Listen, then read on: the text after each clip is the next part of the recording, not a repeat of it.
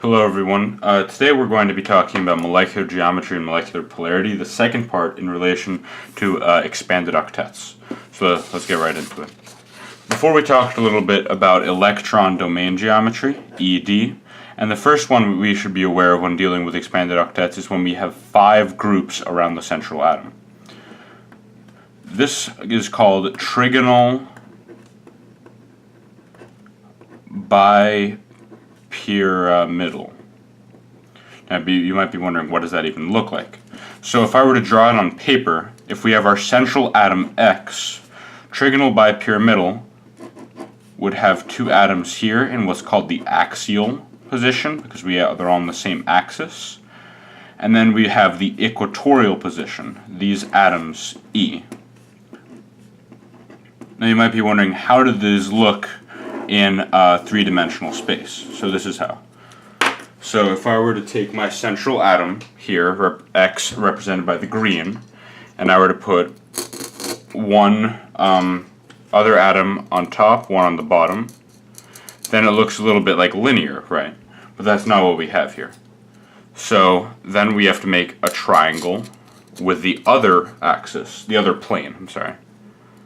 And then I'll explain the terms axis and plane and why I'm using them. So these are all both on the same axis. Sorry, these should be centered more. These 2 atoms are both on the same axis, which is why they're in the axial position. While these are in the equatorial position. They're near the center of the central atom. They're on the equator, equatorial. These atoms are all in the same plane. So if we talk about bond angles, so this angle should be 90 degrees. This angle from the top of the axial to the side of the equatorial, this should be 90 degrees. Then between equatorial positions, this should be 120 degrees. And from axial to axial, this should be 180 degrees, like a linear molecule. So now for the nomenclature, trigonal bipyramidal. So trigonal means triangle, bi means 2, pyramidal obviously means period. So we have 2 triangular pyramids. So we have our first pyramid right here, formed by the 3 equatorial atoms and 1 axial. Then we flip it over. Then we have another pyramid formed in that same way, trigonal bipyramidal. So the best way to see this is to look at some examples. So if we look at phosphorus pentafluoride, PF5, and we try and draw its Lewis structure, we'll see that this molecule directly is represented in this geometry right here.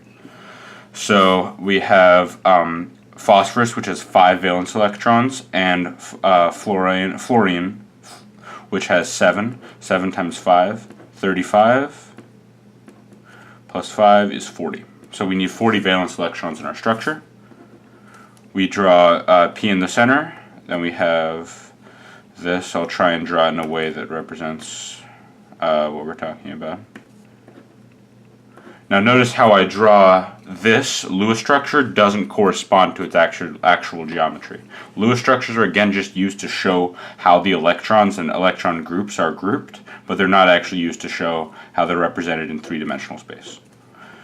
So then I add all my valence electrons, or I'm sorry, all my lone pairs to my fluorines. And 1, 2, 3, 4, 5, 6, 7, 8, 9, 10, 11, 12, 13, 14, 15, 16, 17, 18, 19, 20, 21, 22, 23, 24, 25, 26, 27, 28, 29, 30, 31, 32, 33, 34, 35, 36, 37, 38, 39, 40. So we count 40 valence electrons in our structure here, 40 here, so this is the correct structure. We need a central phosphorus with 5 fluorines grouped around it with 5 bonds to the central phosphorus. So notice that 1, 2, 3, 4, 5, 6, 7, 8, 9, 10. This phosphorus can fit 10 electrons around it instead of 8, so it's obviously an expanded octet. We already said the electron domain geometry was trigonal bipyramidal. because we have these 5 groups in this bipyramidal shape. Now the molecular geometry will also be the same, trigonal bipyramidal, because we don't replace any of these atoms with lone pairs, so it'll just be the same as the electron domain geometry. That was a rule that we said earlier in the previous video. So when we look at polarity, this would actually be non-polar. So if it's polar and you're asked it's polar, the answer is no. Because in the axial position, if these two are equally repelling forces, so the dipole moment between these two will be 0. The same here. These will all pull away from the central atom in with the exact same force. So the dipole moment will be here, also 0. So the dipole moment of the entire molecule will also be 0. Therefore, it's nonpolar. So let's move on to SF4, sulfur tetrafluoride. So sulfur will have 6 valence electrons. Fluorine will have 7 times 4. 7 times 4 is 28 plus 6. That'll give us 34. We have S, F. Now again, I can draw it any way I want. Even if I draw it like this, like it would be tetrahedral, that's not how it's going to turn out to be. So I link here.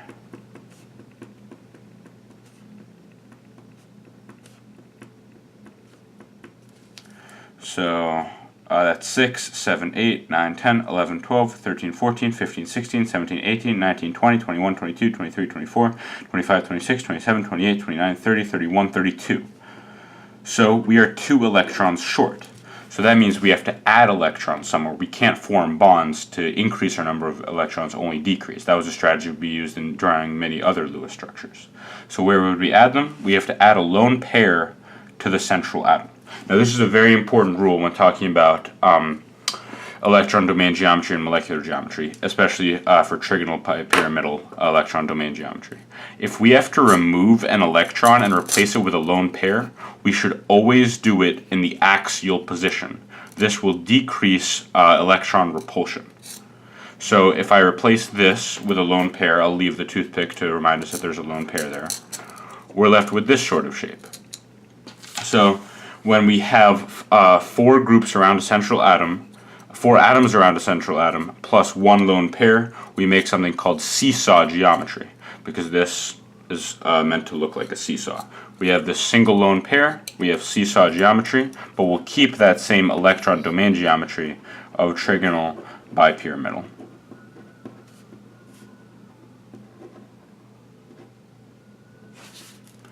Seesaw. Is this polar? Yes, it is. Because the lone pair won't repel, it won't have the same attractive force as these 2 atoms, so there will be a net dipole moment. So if you're asked, is it polar? Yes. Seesaw molecules are in fact polar. So then let's look at ClF3, chlorine trifluoride. So chlorine will have 7 valence electrons, then fluorine will also have 7 times 3, so this is just 7 times 4, so we get 28 valence electrons in our total structure. Cl, link,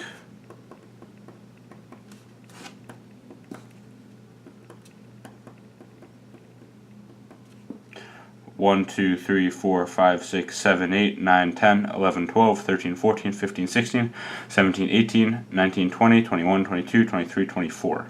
Sorry, that shouldn't be there. So we have 24. We're down 4 valence electrons. We're going to have to add 2 lone pairs to our central atom. So it doesn't matter where we draw them, but it matters in 3-dimensional space where we put them. So again, if we take this is our equatorial position. So let's remove another atom from the equatorial position. Sorry. So now we are left with this. We have 2 lone pairs. We have 2 atoms in the axial position and only 1 atom outside the central atom in the equatorial position. So our electron domain geometry is the same because we have 5 groups around our central atom.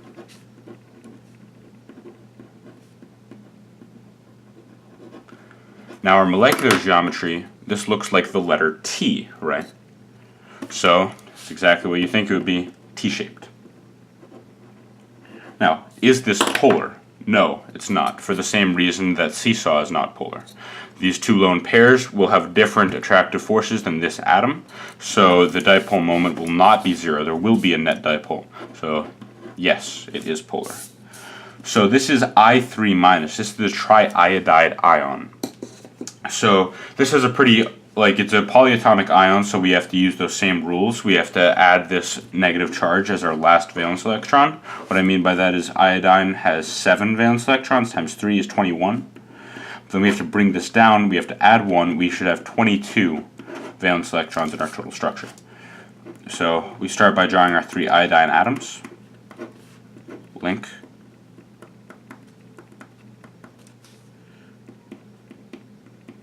That's 6, 7, 8, 9, 10, 11, 12, 13, 14, 15, 16, 17, 18, 19, 20. So we have 20. Again, we have to add 1 more lone pair to our central atom, so I can just add it right here. So we have 3 lone pairs on our central atom. So we have 1, 2, 3, 4, 5, 6, 7, 8, 9, 10 different electrons around our central iodine. Again, breaking the octet rule. So we're going to remove this last electron from the equatorial position. Sorry. So we'll be left like this. Now this shape must look a little bit familiar, right? It looks like linear, and that's exactly what it's called. So this is linear, and again, because we have 5 groups around our central atom, we're going to call it trigonal bipyramidal. Now fast, is this molecule polar? The answer is no, it is not polar. These 3 lone pairs in the same equatorial position will cancel out with each other, and these 2 atoms in the axial position would also cancel out with each other. So the answer is no, they are not polar.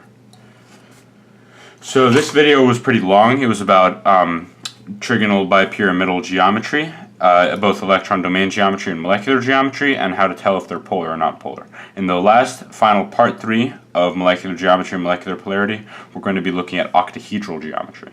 Thank you, and see you in the next video.